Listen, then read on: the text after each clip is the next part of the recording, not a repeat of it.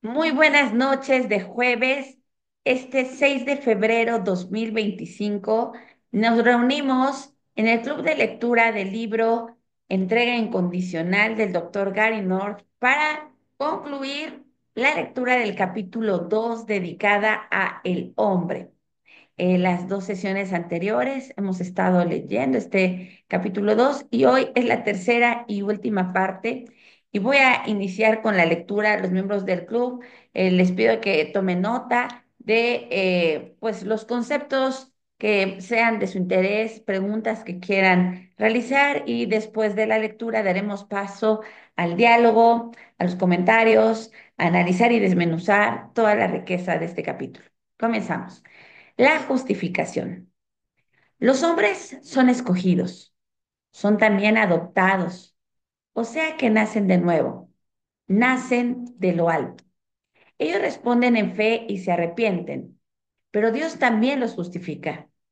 La justificación es un acto judicial. Dios, el juez soberano, mira la justicia de Cristo, la juzga perfecta e imputa esta justicia al pueblo de Cristo. Él los declara no culpable. Ya mencionamos Romanos 8:30, pero aquí está otra vez. Y a los que predestinó, a estos también llamó. Y a los que llamó, a estos también justificó. Y a los que justificó, a estos también glorificó. Estamos libres de cualquier acusación de Satanás. Dios es el que justifica. ¿Quién es el que condenará? Romanos 8:33, 34. Dios nos declara justos por causa de Cristo, siendo justificados gratuitamente por su gracia, mediante la redención que es en Cristo Jesús, Romanos 3:24. No es la obra del hombre la que justifica al hombre, ya que por las obras de la ley ningún ser humano será justificado delante de él, porque por medio de la ley es el conocimiento del pecado. Romanos 3:24. Este es un acto estrictamente judicial de Dios, el juez supremo. Él nos declara inocentes, no por haber causa de una justicia innata o original de parte nuestra, sino por la justicia de Jesucristo. Dios mira la obediencia de Cristo a su ley como un hombre perfecto, no como la segunda persona de la Trinidad, y nos declara justos. Él nos absuelve como presos justamente condenados, de lo que de otra manera sería la inevitable ira venidera. Esta declaración es definitiva, inmediata y será final en el día de juicio. Estamos continuamente ante el tribunal de Dios. Al ir poniendo en práctica nuestra salvación con temor y temblor, Dios va continuamente enjuiciando nuestras acciones. Este enjuiciamiento continuo es el fundamento de las instituciones del gobierno, las familias, los gobiernos civiles, las cortes eclesiásticas, en el tiempo y sobre la tierra. Dios ve nuestras acciones y declara nuestros actos de justicia como aceptables ante Él. Nuestras injusticias quedan cubiertas por la sangre de Cristo. Hay estándares de ley y orden que se originan en Dios. Su veredicto continuo de nuestra inocencia es su respuesta a la perfección imputada de Cristo. Dios no está diciendo que nuestras obras son de manera alguna la fuente de nuestra inocencia. No somos inocentes, sino que como beneficiarios de la justicia imputada, decretada de Cristo. No estamos, sin embargo, fuera del tiempo. Tomamos decisiones, pensamos acerca de nuestras situaciones y llevamos a cabo nuestras acciones. Dios juzga todos de estos actos nuestros. Dios evalúa nuestras acciones continuamente y Él nos declara progresivamente justo a medida que maduramos como criaturas espiritualmente regeneradas. Su decreto de nuestra justicia complementa nuestra santificación progresiva. Pero otra vez, es la justicia de Cristo imputada a nosotros lo que permite que Dios declare justos nuestras acciones.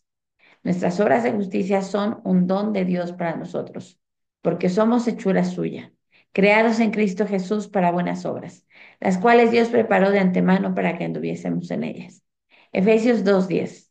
Si pecamos, Dios nos juzga y nos castiga.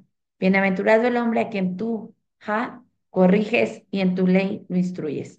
Salmo 94:12. Castiga a tu hijo en tanto que hay esperanza, mas no se apresure tu alma para destruirlo. Proverbios 19:18. Esta es la actitud de Dios hacia los hijos adoptivos, porque el Señor, al que ama, disciplina, y azota a todo el que recibe por hijo. Hebreos 12:6. Existe este continuo enjuiciamiento, pero no es un juicio para condenación, es el proceso de la justificación progresiva de Dios.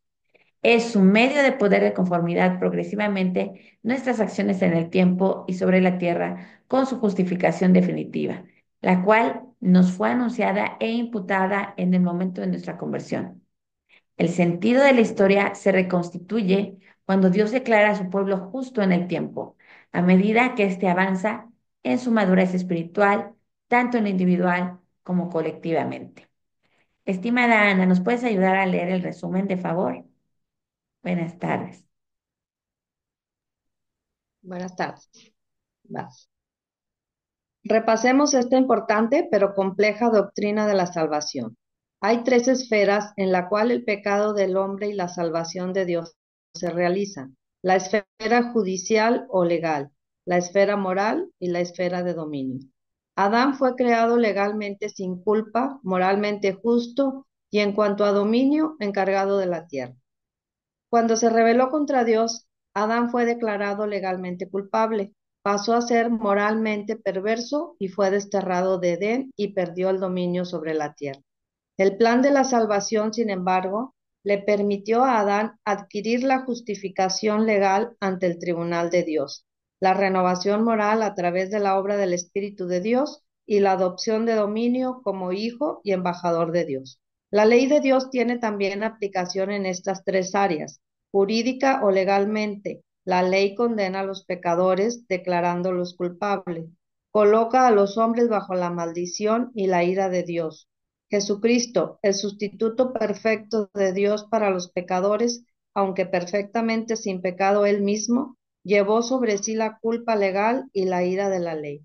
Como hombre sin pecado, él pudo tomar el lugar de los que vino a salvar como Dios. Él pudo sobrellevar la ira infinita de Dios contra el pecado. La Biblia llama a los hombres a aceptar este sacrificio por la fe, confesando nuestra culpa ante la ley de Dios y confiando en el sacrificio sustitutivo de Cristo como nuestro único medio de salvación. Los que ejercen esta fe y compromiso quedan justificados ante la corte celestial, es decir, a ellos se les declara justos en base a la justicia imputada de Cristo.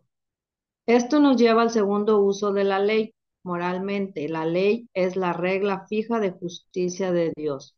Nos revela el bien y el mal. El hombre pecaminoso odia a Dios y así rechaza la ley como una regla válida para la vida. Aunque Jesucristo nunca infringió la ley de Dios, en la cruz Dios puso sobre Cristo los pecados de su pueblo, como dice la Escritura: al que no conoció pecado, por nosotros lo hizo pecado, para que nosotros fuésemos hechos justicia de Dios en él. Segunda los Corintios 5:21. La muerte es el castigo de Dios por el pecado y ciertamente es un castigo adecuado, porque la muerte destruye el pecado. La muerte de Cristo fue la destrucción de los pecados colocados sobre él e hizo posible la nueva vida de su pueblo. Los que han sido unidos a Cristo por la fe experimentan la muerte al pecado y la novedad de vida. Ellos se renuevan moralmente y se regocijan en la ley de Dios. Este aspecto moral de la salvación se llama la santificación. El hombre santificado sojuzga progresivamente sus propias tendencias malas. El tercer uso de la ley es el de dominio. La ley revela el modo de obrar de Dios para toda la vida y el hombre como gobernador de la tierra ha de gobernar por medio de la ley de Dios.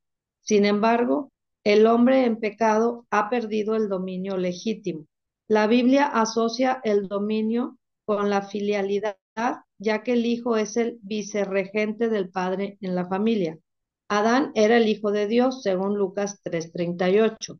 Arrojado fuera de Edén, Adán quedó expulsado de la familia de Dios, perdiendo su título a la filialidad legítima y perdiendo su dominio legítimo. Jesucristo asumió ese lugar para su pueblo. Él no poseyó nada, no ejerció ningún dominio ocupacional después de su bautismo en el papel de Salvador, aunque anteriormente había sido carpintero, y no tuvo ningún lugar donde recostar su cabeza. En la cruz, Él sufrió la forma final de la pérdida del dominio, el infierno. Gracias a Él, el dominio y la filialidad han sido restaurados al pueblo de Dios al ser adoptados a la familia de Dios. Los cristianos no deben imitar la pobreza de Cristo, como tampoco deben intentar morir por los pecados del mundo. Es posible que algunos cristianos sean llamados a una vida de pobreza, pero fundamentalmente cada cristiano es un hombre o mujer restaurado para ejercer dominio. El hombre de dominio sojuzga progresivamente la tierra. La justificación, la santificación y la adopción, estos son los tres aspectos de la salvación que corresponden a las esferas judicial, moral y de dominio de la vida. Es importante observar que hay un orden para la salvación. Dios no otorga el dominio a largo plazo a hombres inmorales, ni tampoco imparte nueva vida y justicia al que no ha sido declarado legalmente justo a su parecer. Este orden lógico no es, sin embargo, un orden temporal. Aunque debemos de distinguir los tres aspectos de la salvación, no podemos separarlos. Dios nunca imputa la justificación sin impartir también la santificación y la adopción. Todo cristiano que ha sido justificado ante Dios vivirá también una nueva vida en conformidad esencial a la ley de Dios y ejercerá inevitablemente el dominio en cualquier esfera, por pequeña que sea, en que Dios lo haya colocado. Además, podemos observar que cada uno de estos tres aspectos de la salvación tiene un aspecto definitivo, uno progresivo y un aspecto final. En primer lugar está la justificación. En el instante en que Dios otorga soberanamente a una persona la salvación y envía al Espíritu Santo para crear fe, lealtad en su corazón, Dios declara a esa persona justificada. Esta es la justificación definitiva. A través de la vida cristiana, Dios declarará que las obras del hombre redimido son aceptables. Progresivamente, el cristiano aprenderá lo que significa tener borradas sus culpas y a vivir como un hombre libre. Esto refleja su justificación progresiva. Entonces, en el día del juicio, habrá un pronunciamiento final de Dios, la justificación final de su pueblo.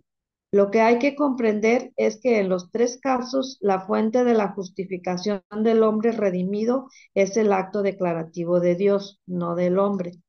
La decisión de declarar a una persona justa y a otra eternamente culpable es solo decisión de Dios. El hombre caído no inicia nada en cuanto a su propia justificación. Nada. Perdón. De la misma manera, cuando se salva, al pecador se le regenera y da nueva vida. Su actitud de odio se cambia por una actitud de amor hacia Dios y un deseo a servirle a Él y a su ley. Esta es la santificación definitiva. No hay ningún cristiano, sin embargo, que sea perfecto en esta vida, porque está influenciado todavía por el mundo que lo rodea y por la tendencia restante dentro de sí a pecar. Así que debe crecer paulatinamente en santidad. Esta es la santificación progresiva. Cuando se muera, quedará por fin separado de todas las tendencias pecaminosas y será perfecto en santidad. Esta es la santificación final. Cada aspecto de la santificación, la regeneración, es un don de Dios. Lo mismo es cierto del dominio. Dios nos adopta en el momento de nuestra salvación.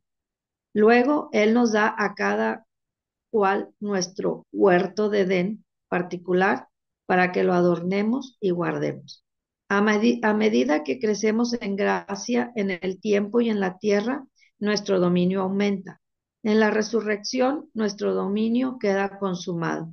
El dominio es definitivo, progresivo y final. Es un don de Dios. La vida cristiana se vive en todos sus aspectos por la fe. La fe no es una experiencia mística, ni tampoco es algo que ejercemos una sola vez en el momento de la conversión, ni es una mera creencia intelectual. A veces la gente cree que somos justificados por la fe y santificados por las obras. Esto es fundamentalmente erróneo. La fe es una actitud que acompaña todas las obras. Todos los hombres tienen fe, lealtad a una serie de ideas. El cristiano lo tiene, el cristiano lo tiene fe y lealtad al creador del universo. Esta actitud de fe y lealtad produce las buenas obras, tanto moral como de dominio. El cristiano espera de Dios el poder para vivir una vida justa y para poder ejercer dominio. Esperar en Dios es un ejercicio de fe, confianza y lealtad. Así pues, toda obra cristiana se basa en la fe. La expresión preeminente de la fe es la oración. En la oración, el cristiano expresa su aceptación de la palabra y pacto de Dios al decir amén a la palabra de Dios. En la oración, el cristiano expresa su dependencia total de Dios al pedirle la gracia para vivir como Dios quiere. Prácticamente entonces la fe se ve en la oración. La restauración. Sabemos por la Biblia que la rebeldía del hombre produjo una maldición en la tierra. Esta maldición sirvió para restringir a los hombres en la maldad de unos contra otros y fue también un castigo para el hombre, haciendo su tarea de dominio más difícil de completar. Somos todos pecadores, así que todos estamos bajo las aflicciones de la maldición. Al mismo tiempo, Dios quiere que sus hijos cumplan su tarea, sus hijos adoptivos. Sus hijos naturales que se rebelaron en Adán y siguen aún en rebelión están predestinados a la destrucción. Pasarán la eternidad en el lago de fuego, impotentes hasta un punto inimaginable para nosotros. Nunca más tendrán la obligación ante Dios de llevar a cabo sus tareas de dominio, ya que nunca más tendrán poder. Sin poder, no hay obligación. Este es su castigo. Ellos buscaron el poder autónomo, independiente. No tendrán absolutamente ningún poder, ni independientemente de Dios, ni bajo la soberanía de Dios en la historia. Por eso a Dios no le preocupa la incapacidad de los hijos rebeldes de realizar su tarea de dominio.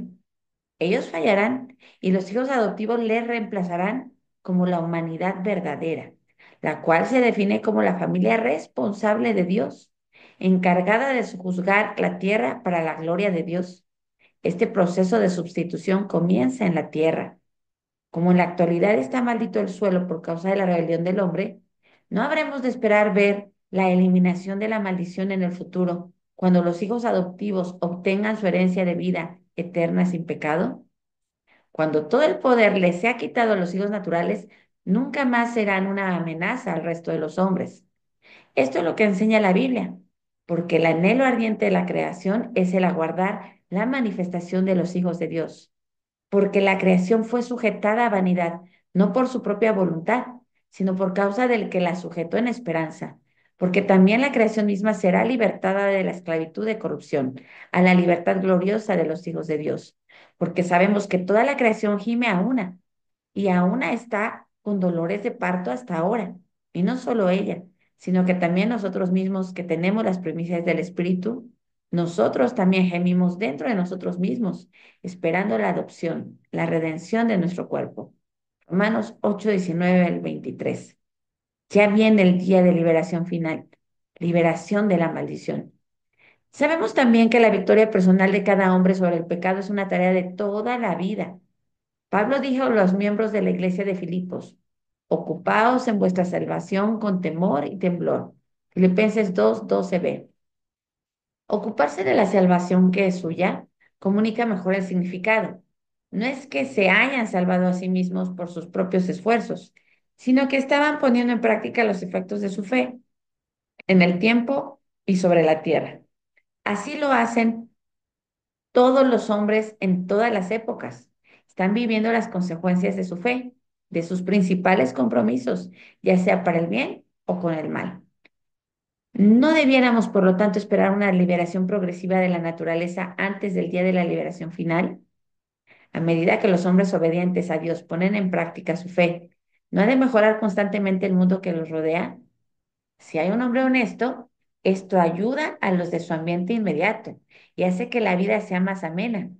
¿No sería de esperar que él mejore materialmente? Desde luego, no podemos esperar esto de todos los hombres en cada caso, pero cuando un grupo de hombres que comparten la fe en el Cristo de la Biblia ponen en práctica su fe con temor y temblor, ¿no pasará la mayoría a tener más poder y ser más influyentes, aunque sea solo por el hecho que otra gente los considere más fiables? Sabemos que al hombre se le ha encomendado una tarea de dominio. Sabemos que Dios se propone que sus hijos adoptivos sigan trabajando. Sabemos que esta labor es un proceso de toda la vida. Sería lógico esperar que Dios aumente sus bendiciones sobre el trabajo de los hijos naturales, al mismo tiempo que reduzca sus bendiciones externas en las vidas de sus hijos adoptivos. Sería lógico esperar que los rebeldes vayan de victoria en victoria, de gloria en gloria, en el tiempo y sobre la tierra, aquí y ahora, mientras que los hijos adoptivos, elegidos por Dios para cumplir con la tarea de dominio encomendada, sean malditos con cada vez más pobreza, más aflicciones, menos capital y una frustración continuamente creciente aquí y ahora. Consideraremos las respuestas de la Biblia a estas preguntas en el capítulo sobre el reino de Dios, pero quiero que el lector lo tenga esto presente de aquí a allá. Recuerda esta pregunta. Si Dios ha encomendado a sus hijos adoptivos la obligación principal de llevar a cabo la tarea de dominio, ¿no puede Satanás reclamar una victoria contra Dios en el tiempo y en la tierra si los hijos adoptivos de Dios pierden cada vez más la capacidad de completar la tarea encomendada? Si esto es cierto, ¿no ha tenido éxito Satanás en su intento de frenar a Dios en la historia?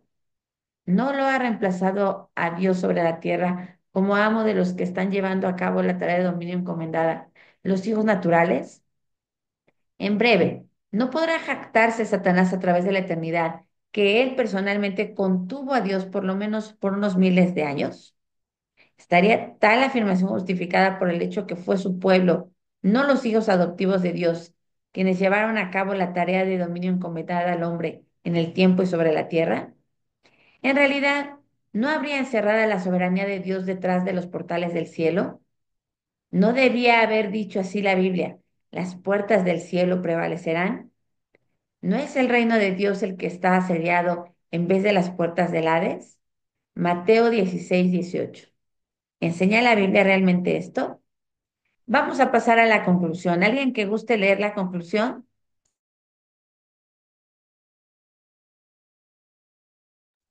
Si quieres yo.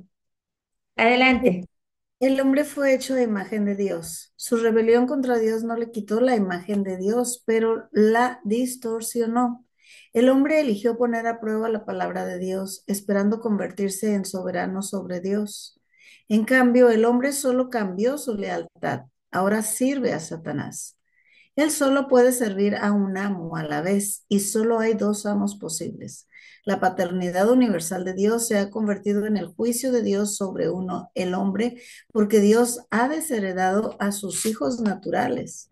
Aún así, elige a algunos hombres que pasan a ser hijos adoptivos, una elección hecha antes que el tiempo comenzara. Efesios 1:14. A esos hombres les restaura su condición filial original, es decir, una condición filial ética. Los demás aguardan un destino peor que la muerte física. La segunda muerte en la cual todo el poder les será quitado. La tarea de dominio entonces será reconfirmada plena y visiblemente con los hijos adoptivos.